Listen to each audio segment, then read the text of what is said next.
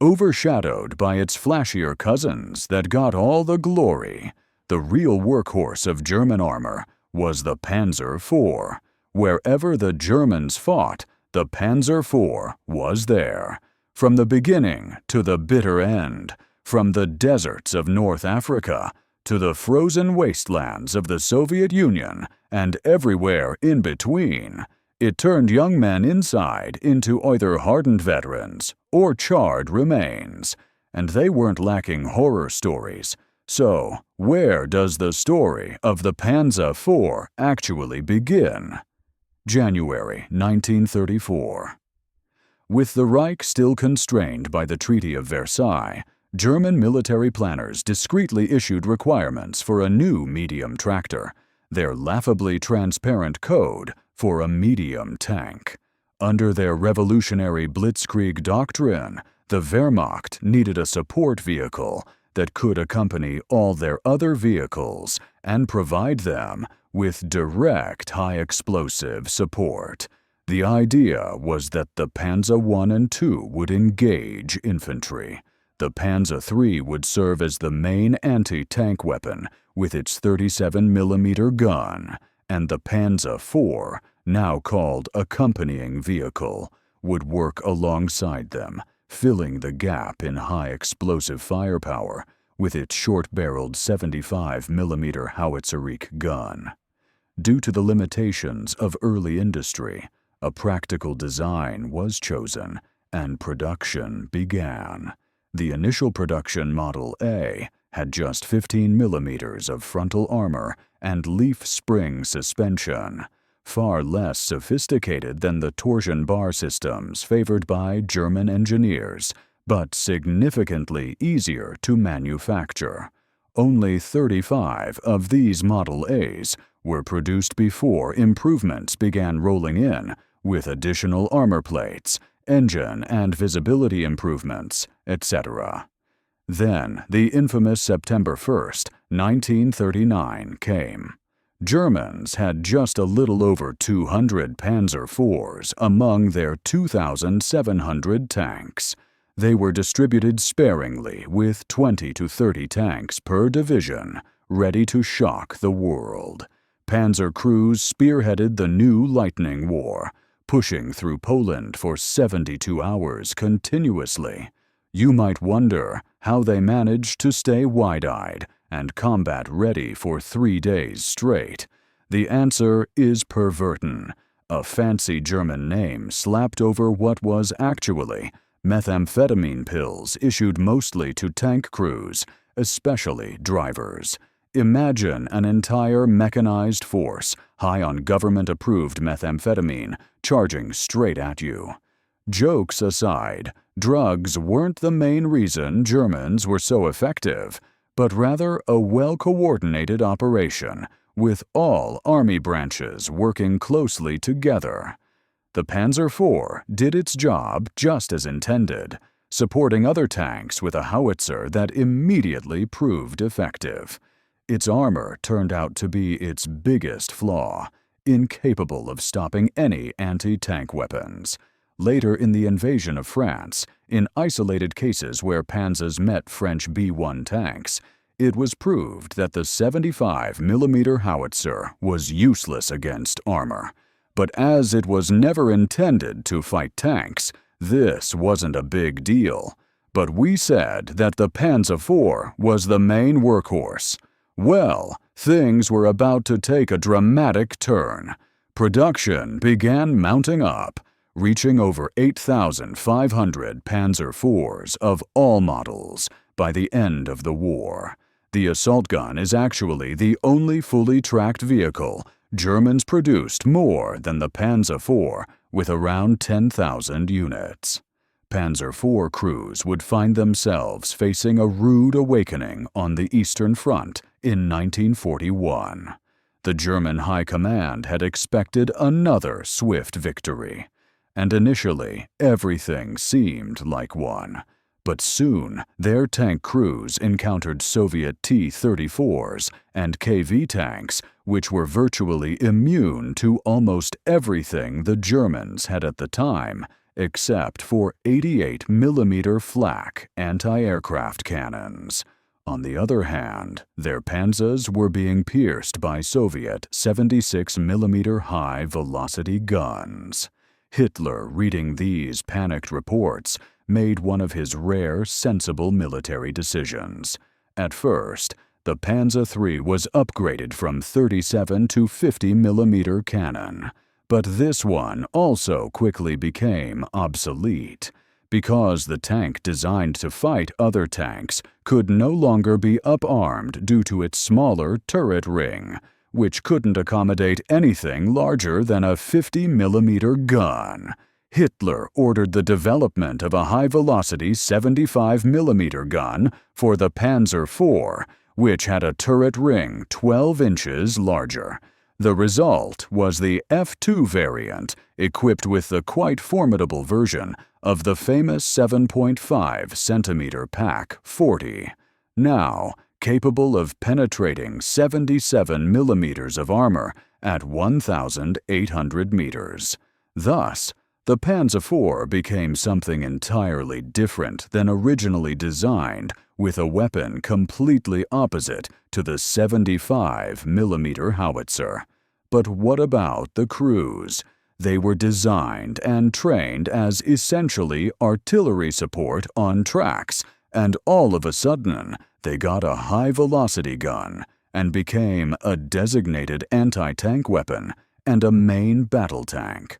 Although crews with these upgraded tanks had some sense of relief, as they finally had a fighting chance against the Soviet behemoths, they were about to be pushed into an even more dangerous position to fight other tanks. And there would be no shortage of that on all fronts. The Panther that was, from the ground up, made to fight tanks with sloped armor, and arguably one of the best anti-tank guns of the war, was intended to replace the Panzer IV for its medium tank role. However, as the Panther was rushed into production to be ready for battle at Kursk, many of its flaws were overlooked and found out in the field. So, the Panzer IV had to still pull most of the weight. Because it was a well-designed platform from the beginning, the Panzer IV had enormous room for improvements, at least when that was possible. An additional 30mm armor plate was bolted directly onto the original 50mm frontal hull armor, and the distinctive shirten side skirts were added along the sides to protect against anti-tank rifles, and even came in handy for pre-detonating shaped charges of American bazookas away from the main armor.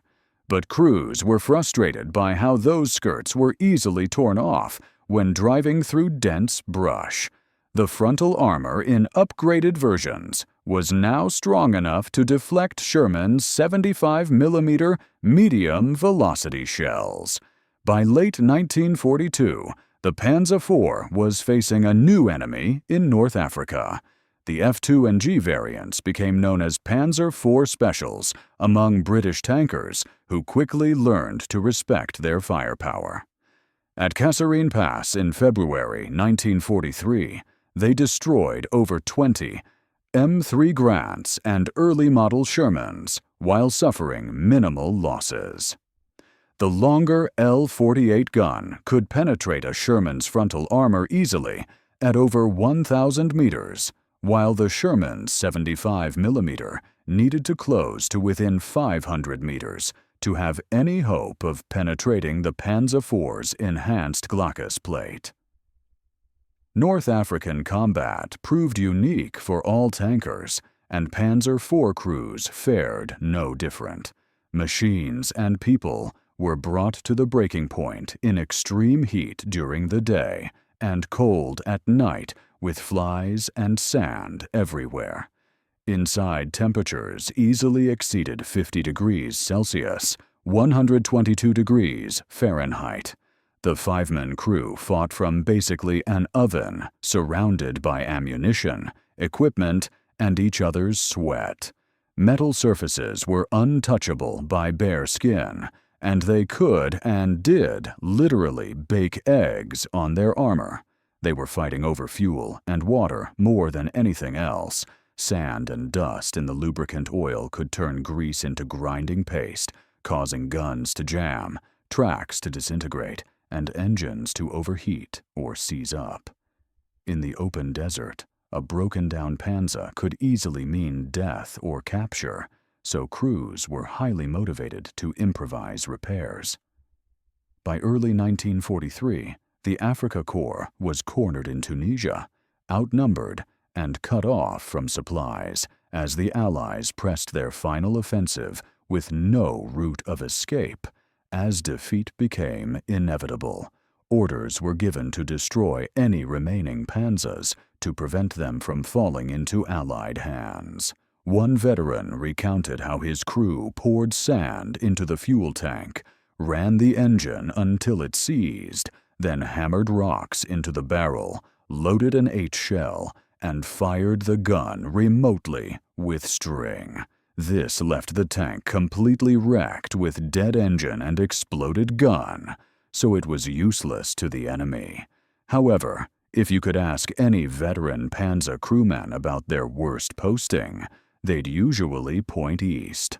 Besides the fact that 75% of all Panzer IV losses occurred there, just the nature of the front and combat were outright horrifying.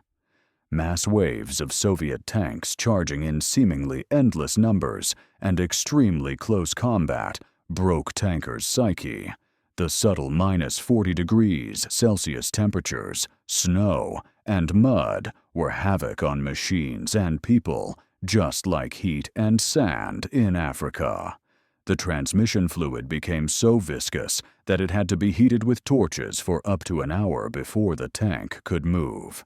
The Maybach engine starter system frequently failed, forcing crews to light small fires under the engine, then use the inertia hand-key cranked starter system. Even fuel and grease could freeze, making just putting the tank in working order a nightmare.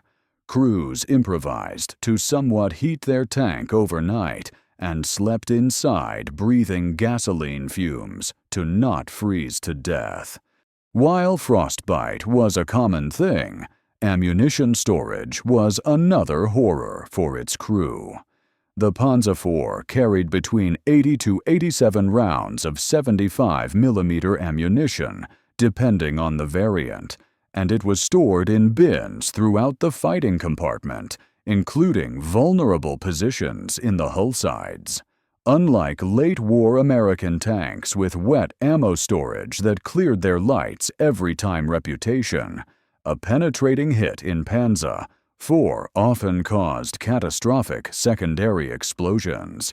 German tankers called being hit brewing up a darkly humorous euphemism for the tank erupting into flames as ammunition cooked off, giving crews at best mere seconds to escape. You can find such photos on the internet where crews didn't manage to get out in time. Then imagine that you're looking at this sight as a tanker of the same type of tank, knowing that same fate might happen to you at any moment. By 1943, Soviet IS-2 heavy tanks and improved T-34s with 85mm guns began emerging on the battlefield. The Model H tried to address this with additional armor, but there wasn't really much they could do, as the tank was now weighing over 25 tons, despite being designed as a 16-ton vehicle. On the Western Front after the invasion of Normandy, Panzer IVs fought heavily with Allied Shermans and Churchills. But the tanks were not such a problem as Allied superior artillery, handheld anti-tank weapons, and ground-attacking aircraft that terrorized German armor. As resources dwindled, quality suffered. The final variant J introduced in March 1944 was actually a step backward. The auxiliary 200-liter fuel tank was moved into the crew compartment to extend range, but this made it more vulnerable to fires. The power traverse system for the turret was eliminated entirely, so gunners had to manually crank the turret. Now, a full 360-degree rotation took at least 60 seconds, compared to just 15 seconds with power traverse. Because of shortages of rubber, road wheels were now made all steel, giving it a funny reputation that it could be heard miles ahead as tracks were squeaking. Manganese shortages also made all German later war tanks suffer from brittle armor, and even paint was in scarce supply. They'd paint just the upper part of the fighting compartment white for better visibility and leave the lower part with just anti-rust protection. Because of bombings taking a heavy toll on factories, spare parts became so scarce that maintenance units regularly cannibalized disabled tanks to keep others running. At least this was an advantage, as all Panzer IVs had standard and interchangeable parts, and older variants could easily be fit up with parts of newer models, and vice versa. With factories in ruins and resources dwindling, the final chapters of the Panzer IV story would reveal just how desperate the Reich had become. Panzer crew training had been shortened from the original 16-week program to barely 4 weeks. Even the intercom systems were often absent in late production tanks. The driver training before combat deployment had been reduced, resulting in frequent transmission failures as inexperienced drivers mishandled the delicate gearbox. Young crews with barely 3 weeks of instruction were being thrown into combat against battle-hardened Allied and Soviet tankers. The life expectancy of a Panzer IV crew on the Eastern Front had dropped to roughly 2 weeks. While the Tiger was an over-engineered prima donna that was giving Germans some desperate hope, the reality was that for every operational Tiger on the front lines, there were 20 Panzer IVs, and the average operational readiness rate for Panzer IVs stood at 62% versus just 37% for Tigers. So even when Tigers were on the battlefield, more than half of them weren't working. As Germany sought to use everything they had, available Panzer IV hulls were used for the creation of many other vehicles, like the Jagdpanzer IV or Sturmgeschütz IV, and even Panzer IV with a 150mm gun. As the war situation deteriorated, fuel shortages and no spare parts meant tanks were abandoned when they stopped. The once proud spearhead of blitzkrieg had become static pillboxes dug into defensive positions as the Reich collapsed around them. Yet somehow the Panzer IV's story didn't end with Germany's surrender. Over 300 vehicles were supplied to Nazi allies during the war. Syria even deployed Panzer Force against Israel in 1967 in the initial phases of the Six-Day War, ending a remarkable 30-year combat career for a tank designed as infantry support in 1936. Today, just 29 Panzer IVs survive in museums worldwide. When you stand before these battle-worn veterans, remember they weren't just machines, but homes to 5 young men who lived, fought, and died inside these cramped steel boxes.